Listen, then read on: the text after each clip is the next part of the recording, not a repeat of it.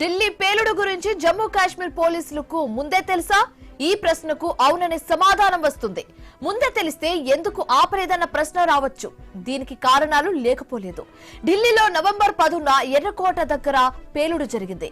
ఈ పేలుడుకు ఒక రోజు ముందు అంటే నవంబర్ 9న జమ్మూ కాశ్మీర్ పోలీసులకు కీలక సమాచారం అందినట్లుగా సమాచారం అందుతుంది. ఇంకా సింపుల్ గా చెప్పాలంటే ఢిల్లీ పేలుడుపై 20 గంటల ముందే ఈ సమాచారం అందింది. పేలుడుకు ఎవరు సన్నాహాలు చేస్తున్నారో కూడా తెలుసన్నారు పోలీసులు. పేలుడుకు ఉమర్ నబీ సిద్ధం పడినట్లుగా గుర్తించారు.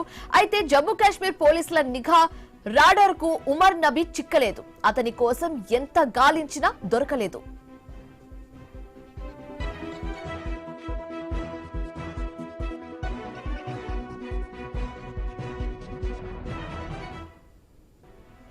ఈలోగా ఢిల్లీలో పేలుడు జరిగిపోయింది. 13 మంది వరకు ప్రాణాలు కోల్పోయారు. కాకపోతే ఈ టెర్రర్ నెట్వర్క్ ను ఛేదించడం ద్వారా మరిన్ని విస్ఫోటాలు జరగకుండా అడ్డుకున్నట్లు చెప్తున్నారు. ఈ దిశగా ఢిల్లీ పేలుడు జరిగిన 3 రోజుల తర్వాత కీలక అడ్వైజరీ జారీ చేసింది జమ్మూ కాశ్మీర్ పోలీస్ విభాగం. నవంబర్ 13న రిలీజ్ అయిన ఆ అడ్వైజరీలో దేశంలోని కీలక ప్రాంతాల్లో సరికొత్త మోడల్లో ఉగ్ర దాడులు టెర్రరిస్టు ప్లాన్ చేసినట్లు ఉంది. వెంటనే దర్యాప్తు బృందాలు తమకు అందిన లీడ్స్ ప్రకారం వేగంగా స్పందించి ఒక్కొక్కరిని పట్టుకున్నారు.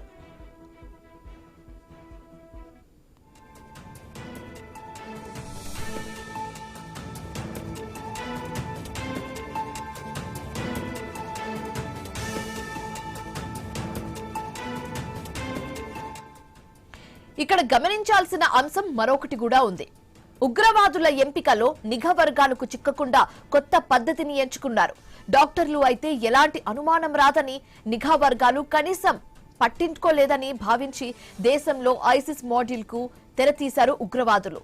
ఇందుకు అల్ఫలా యూనివర్సిటీని వేదిక చేసుకున్నారు.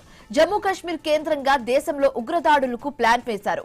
అయితే ఈ డాక్టర్ల టెర్రర్ మోడల్లో ఎంతమంది లింక్ అయ్యారనేది ఇప్పుడు పెద్ద సవాల్గా మారిందని చెప్పొచ్చు. వారిని పట్టుకోవడం ఛాలెంజ్ గా మారింది.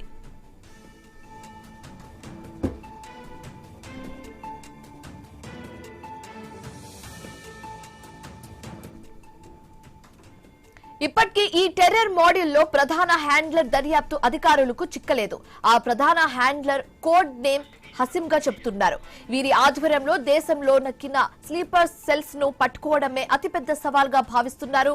Islamic states Khorasan province ISKP పేరుతో భారత్ లో ఉగ్రవాదులు అతి భయంకరమైన దాడులకు రచన చేస్తున్నారు. జమ్మూ కాశ్మీర్ పోలీసులు ఒక్క నవంబర్లోనే కాకుండా ఈ ఏడాది మే 22, జూన్ 16, సెప్టెంబర్ 15న దేశంలో ఉగ్రదాడులకు ప్రణాళికలు జరుగుతున్నాయని అడ్వైజరీ ఇచ్చారు.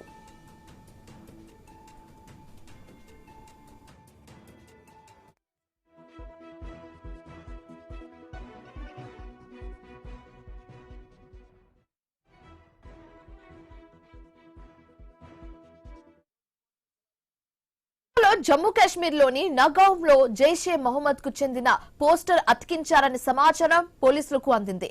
ఆ పోస్టర్ ఆధారంగా ఫరీదాబాద్ టెర్రర్ మోడల్ వెలుగులోకి వచ్చింది. అయితే ఈ క్రమంలో కొన్ని వైఫల్యాలు కూడా బయటపడినట్లు చర్చ జరుగుతోంది. రద్దీ ప్రాంతాలతో పాటు హిందూ ఆలయాలు, హిందూ సంస్థలను లక్ష్యంగా చేసుకున్నారు. రద్దీగా ఉండే మార్కెట్స్ కూడా టెర్రర్ టార్గెట్ లో ఉన్నాయి. భారత్ లో విదేశీ పర్యాటకులు అధికంగా వెళ్లే ప్రాంతాల్లోనూ దాడులకు సిద్ధమయ్యారు ఉగ్రవాదులు. అయితే భారత్ లో టెర్రర్ దాడులు జరిగినా ఆ ప్రభావం ప్రపంచ వ్యాప్తంగా ఉండాలని విదేశీ పర్యాటకులు తిరిగే ప్రాంతాలను ఎంచుకున్నట్లుగా గుర్తించారు పోలీసు అధికారులు.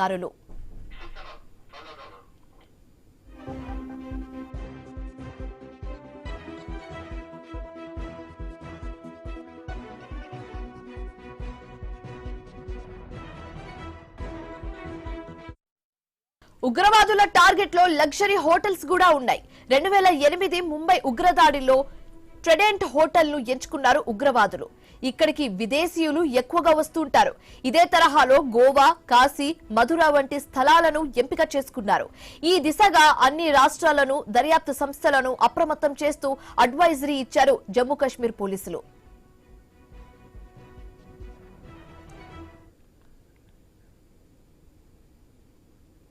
జమ్మూ కాశ్మీర్ పోలీసులు నవంబర్ 9న శ్రీనగర్ లోని పారింపోరా పోలీస్ స్టేషన్ పరిధిలో అనుమానిత ఉగ్రవాది మౌలానా ఇర్ఫాన్ అహ్మద్ అలియాస్ ముఫ్తీని ప్రశ్నించారు.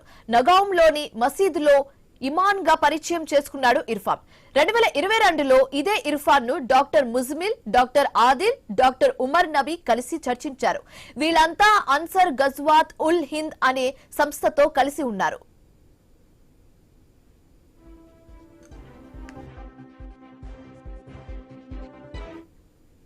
ఇర్ఫాన్ ను ప్రశ్నించిన సమయంలో ఉమర్ నబీ పరారీలో ఉన్నట్లుగా తెలుసుకున్నారు. ఇదే విషయాన్ని పోలీసులు తమ రిపోర్టులో పేర్కొన్నారు కూడా.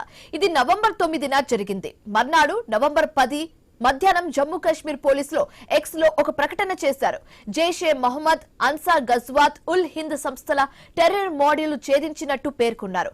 అదే రోజు సాయంత్రం 6:10 ఎక్స్ లో మరో పోస్ట్ పెట్టారు పోలీసులు. నువ్వు పారిపోయి ఉండవచ్చు, కానీ ఎక్కడా దాక్కోలేవు అంటూ ఉమర్ నబీని ఉద్దేశించి పోస్ట్ పెట్టారు. ఇక్కడే కొన్ని ప్రశ్నలు వస్తున్నాయి. జమ్మూ కాశ్మీర్ పోలీసుల దగ్గర ఉమర్ నబీ గురించి ఇంత సమాచారం ఉన్నప్పుడు అతన్ని ఎక్కడ దాడి చేయాలని అనుకుంటున్నాడో తెలిసినప్పుడు అతన్ని ఫోటోను ఫరీదాబాద్ లేదా ఢిల్లీ పోలీసులకు ఎందుకు ఇవ్వలేదు అనేది కీలక అంశం. 2021లో ఎన్కౌంటర్ లో చనిపోయిన హఫీజ్ ముజ్మిల్ తాత్రేతో తాజా కేసులో అరెస్ట్ అయిన డాక్టర్ ముజ్మిల్ కు గతంలోనే పరిచయం ఉన్నట్లుగా తెలుస్తోంది. హఫీజ్ జ్వరంతో ఉన్నప్పుడు డాక్టర్ ముజ్మిల్ చికిత్స చేశాడు. ఆ సమయంలోనే ఇప్పుడు ఆచూకీ లేకుండా పోయిన హసీం ద్వారా ఇర్ఫాన్ కు దగ్గరయ్యాడు డాక్టర్ ముజ్మిల్. హఫీజ్ తో మాట్లాడిన తర్వాత ఉగ్రవాదం వైపు డాక్టర్ ముజ్మిల్ ఆకర్షణయ్యాడు. ఆపై ఇర్ఫాన్ తో వాట్సాప్ చాటింగ్లు చేశాడు. అయితే ఇర్ఫాన్ తొలిత ముజ్మిల్ ను నమ్మలేదు. కానీ ఉగ్రవాదులకు హ్యాండ్లర్స్ గా ఉన్న ఖాలిద్, మన్సూర్, హసీం పేర్లను డాక్టర్ ముజ్మిల్ చెప్పడంతో నమ్మకం కుదిరింది. తర్వాత రోజు కలిసి ఉగ్రవాద దాడులపై చర్చించుకున్నారు వాళ్ళిద్దరూ. ఇలా మాట్లాడుకుంటున్నట్టు సమయంలోనే ఉగ్రవాదుల నెట్వర్క్ లోకి మరింత మంది డాక్టర్స్ ను జోడించే ప్రణాళికలు వేసుకున్నారు. వాస్తవానికి 2017లోనే ఈ టెర్రర్ మాడ్యూల్ కు ఉగ్రవాది జారర్ మూసా శ్రీకారం చుట్టాడు. ఇందుకు అల్ ఖైదా సమయం తీసుకున్నాడు. సంపన్న కుటుంబం నుంచి వచ్చిన మూసా బీటెక్ చదువుకుంటున్న సమయంలోనే మధ్యలో స్టడీస్ ఆపి హిజ్బుల్ ముజాహిద్దీన్ తో ట్రావెల్ చేశాడు. సోషల్ మీడియా, సాంకేతిక మార్గాల ద్వారా ఉగ్రవాదాన్ని ప్రచారం చేసే పనిని మూసాకు అప్పగించింది హిజ్బుల్ సంస్థ. 2016లో ఉగ్రవాది బుర్ఖానవానీ ఎన్కౌంటర్ తర్వాత హిజ్బుల్ నుంచి వేరుపడి 2017లో అల్ ఖైదాకు దగ్గరయ్యాడు మూసా. అలా అన్సర్ గజ్వాత్ ఉల్ హింద్ అనే కొత్త ఉగ్రవాద సంస్థను నెలకొల్పాడు మూసా. కానీ 2 ఏళ్ల తర్వాత ఎన్కౌంటర్ లో మూసా చనిపోయాడు. కాకపోతే అతని ద్వారా ఈ నెట్వర్క్ లోకి వచ్చిన వారు దీనిని కొనసాగిస్తున్నారు.